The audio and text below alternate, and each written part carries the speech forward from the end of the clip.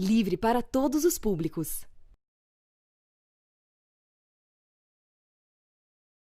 Olá! O Fundeb foi aprovado e representa uma vitória do povo brasileiro e da educação pública.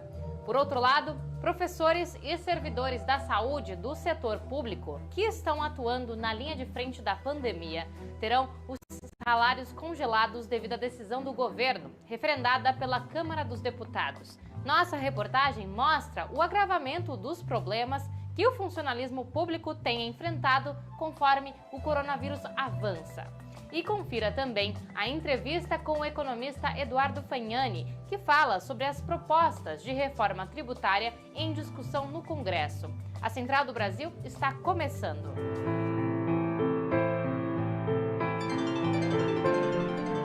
Central do Brasil. Nesta terça-feira foi aprovado pelo Senado sem alterações o Fundo de Desenvolvimento da Educação Básica e Valorização dos Profissionais da Educação, o Fundeb.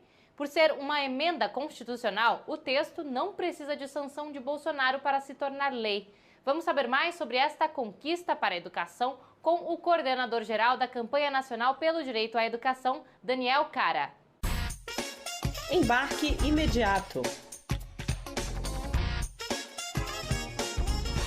O governo Bolsonaro perdeu na questão do Fundeb, mas não foi só o governo Bolsonaro não. Também foram derrotadas as fundações e institutos empresariais, bem como também foi derrotado o mercado financeiro. Ao explicar as vitórias, é possível compreender as derrotas desse grupo que atua contra o direito à educação. Em primeiro lugar, o Fundeb determinou uma ampliação dos recursos federais para a educação básica, ou seja, se hoje é 10% a participação do governo federal no atual Fundeb, a gente subiu agora para 23%. Ao mesmo tempo, nós preservamos todos os recursos da educação. Esse recurso que vai chegar, então esses 13% de recursos novos, são recursos verdadeiramente novos. Nós também conseguimos mudar o sistema de avaliação da educação básica, estabelecendo o SINAEB, que é uma criação da Campanha Nacional pelo Direito à Educação e do Centro de Estudos Educação e Sociedade. Por último, a principal conquista foi a constitucionalização do custo aluno-qualidade. O custo aluno-qualidade, que é criado e desenvolvido pela Campanha Nacional pelo Direito à Educação, vai determinar que toda a escola pública garanta as condições para os professores ensinarem e para os alunos aprenderem. Entre os diversos pedidos de impeachment por crimes de responsabilidade, Bolsonaro, junto com sua família, enfrenta investigações criminais. Corrupção, disseminação de notícias falsas, uso de funcionários fantasmas, participação em atos antidemocráticos contra o Supremo Tribunal Federal e a ligação com os executores do assassinato de Marielle Franco e Anderson Gomes em 2018 são apenas alguns exemplos. Vamos saber mais na reportagem de Camila Piacese. Em Haia, o presidente Jair Bolsonaro é acusado de crime contra a humanidade e por omissão na pandemia do novo coronavírus, que já provocou mais de 115 mil mortes. Na CPMI das fake news no Senado Federal, Jair Bolsonaro e o filho, Eduardo Bolsonaro, atualmente deputado federal, são acusados de serem os chefes do gabinete do ódio e de terem 2 twitters com 1.850.000 perfis falsos, financiados por empresários para disseminar notícias falsas. Para o ex-presidente da Ordem dos Advogados, OAB do Rio de Janeiro, Vadir Damouz, as fake news se tornaram padrão de atuação da extrema-direita. E, obviamente, para quem não tem ideias, para quem não tem programa, para quem a força bruta resolve, nada melhor do que se valer de fake news. Assim se ganha até eleição presidencial, como foi o caso de Bolsonaro e como foi o caso de diversos outros governantes de extrema-direita mundo afora. O caso mais rumoso envolve Flávio Bolsonaro, senador da República pelo Rio de Janeiro, e Fabrício Queiroz, amigo do presidente, que movimentou mais de 1,2 milhão. O presidente é acusado de lavar dinheiro público e até a primeira-dama, Michele Bolsonaro, está envolvida e deve explicações por ter recebido depósitos no valor de 89 mil em sua conta bancária. O vereador Carlos Bolsonaro também está sendo investigado pelo Ministério Público do Rio de Janeiro após denúncia de uso de assessores fantasmas, num esquema de rachadinha igual do irmão Flávio Bolsonaro. O jurista explicou que o presidente tenta controlar o comando da Polícia Federal justamente para proteger sua família e cúmplices. É o esforço de Bolsonaro em controlar a Polícia Federal e controlar a Procuradoria-Geral da República. A cultura popular é uma forma de resistir às tentativas de dominação sobre um povo, sobre uma comunidade. Na Parada Cultural de hoje, a dica que vem do interior da Bahia é sobre um grupo musical que é arte e também memória. Vamos acompanhar a sugestão de Clariane Santana. Parada Cultural. Venho aqui indicar para vocês que conheçam o trabalho do Viola de Bolso, que é um ponto de cultura que existe lá na cidade de Eunápolis, na Bahia, e também é um grupo de música popular, que já gravou alguns discos. E indico em especial o primeiro disco deles, chamado Lugares Terra. Vocês podem ter acesso tanto no site do Viola de Bolso quanto nas redes sociais. Conheçam, valorizem e gostem da cultura popular brasileira. Até 2021, os servidores públicos federais estão com reajustes salariais suspensos. A decisão do presidente Jair Bolsonaro foi mantida pela Câmara dos Deputados, mesmo depois do Senado derrubar o veto presidencial.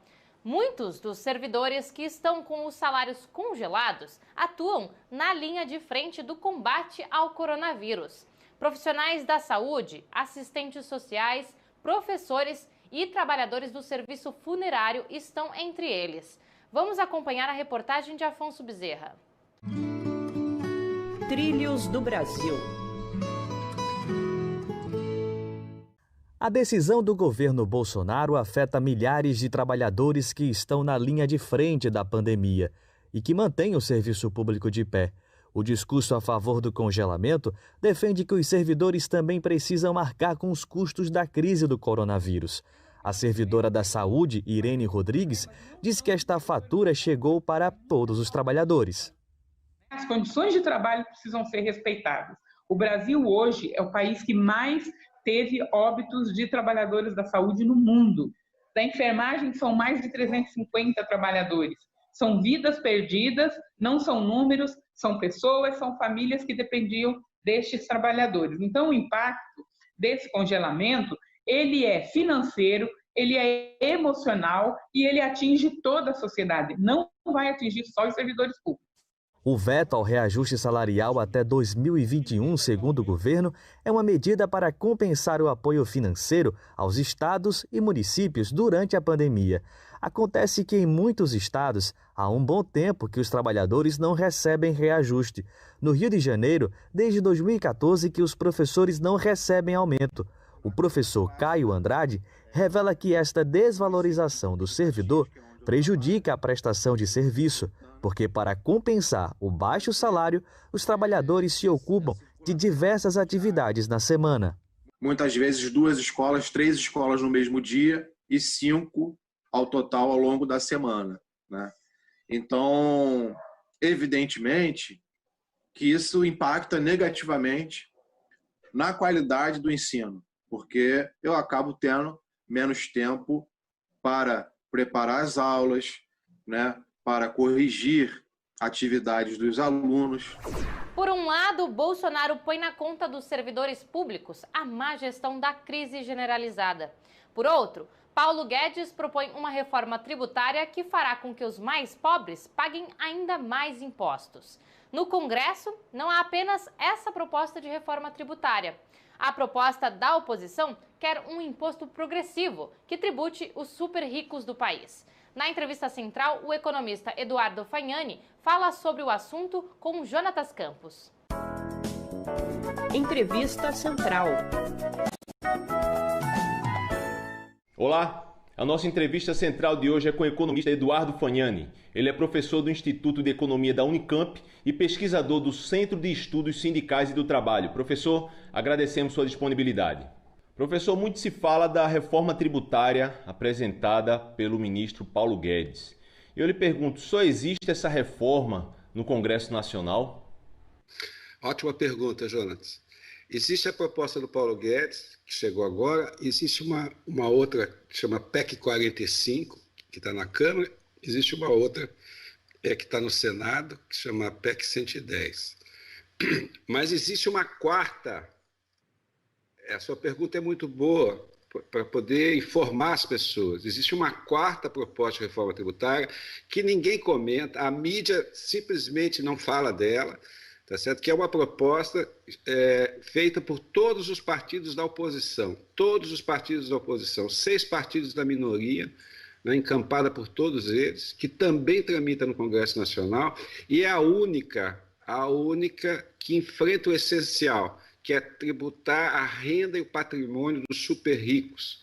As outras 3 só tratam do consumo. Isso não resolve absolutamente nada. E, professor, e tem mais alguns detalhes dessa reforma que o senhor está falando que ocasionam esse ocultamento dela na mídia brasileira? É o seguinte, a questão toda é a seguinte: o fundamental do sistema tributário brasileiro é que nós tributamos muito o consumo. As pessoas acham que a carga tributária é alta. A carga tributária não é alta. O que é alta é a carga tributária sobre o consumo. Tá certo? E isso afeta os mais pobres, afeta a classe média, porque os mais pobres da classe média consomem a maior parte da sua renda em consumo. Né? Agora, por que a carga tributária sobre o consumo é alta?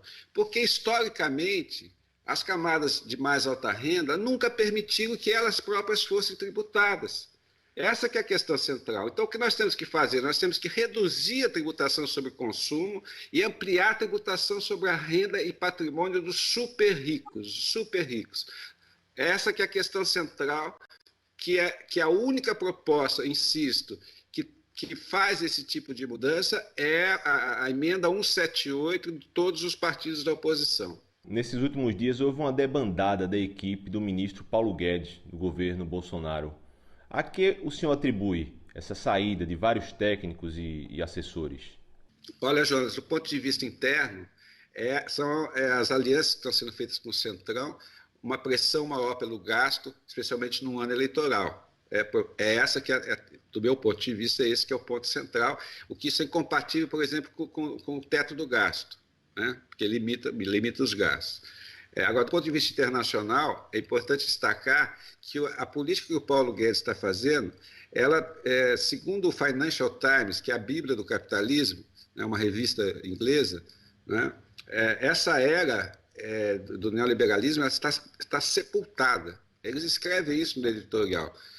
Porque esse tipo de política, austeridade, corte de gasto, restrição do papel do Estado, etc., é insuficiente para enfrentar uma crise com a gravidade da crise atual, que é uma das crises semelhante às grandes crises do capitalismo do século XX.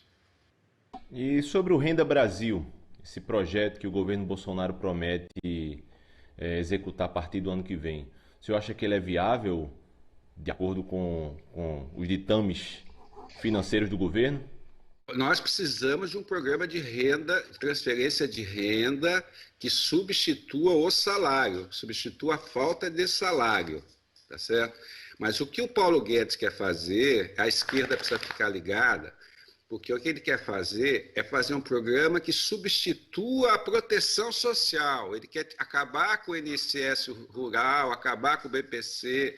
Aliás, não tem nenhuma novidade nessa história. Tem um relatório do Banco Mundial de 2 anos atrás que prega exatamente isso. Né? Então, o que ele quer fazer, na verdade, é fazer um programa pobre para pobre. Tá? Isso não funciona no Brasil. O que nós temos que fazer é reformar o nosso Estado social, que foi tardiamente incluído pela Constituição de 88, né, mas que protegia muito o trabalhador do mercado formal de trabalho. Essa agenda foi pensada na década de 1970, onde a realidade do trabalho era outra. Hoje, no século XXI, com essa realidade do mercado de trabalho, nós temos que reformar o nosso Estado social para que ele também proteja as pessoas que estão no trabalho informal, precário, coisas desse tipo. Esse que é o caminho que nós temos que seguir. A gente encerra o programa de hoje por aqui. Você ainda nos acompanha pelas redes sociais. Nosso Instagram é @Programa Central do Brasil. Segue a gente. Até amanhã.